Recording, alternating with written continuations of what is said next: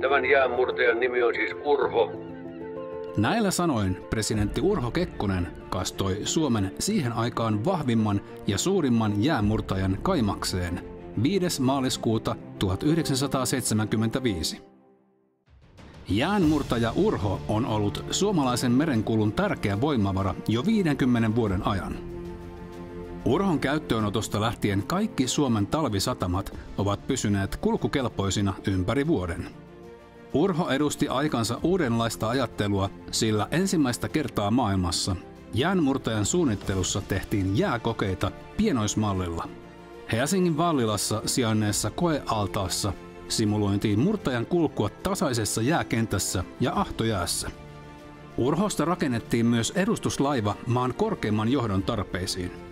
Aluksessa on muun muassa 2 saunaa ja uima-allas, kuntosali ja kirjasto.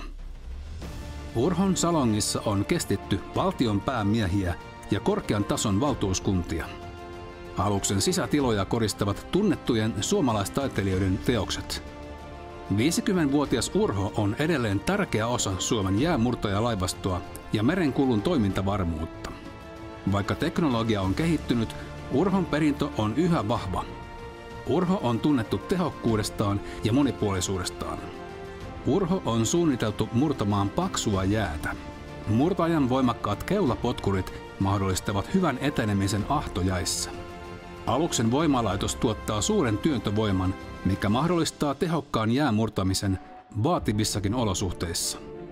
Aluksen muotoilu ja kehittynyt teknologia takaavat tarkan ohjattavuuden, mikä on erityisen tärkeää avustettaessa aluksia jääränneissä.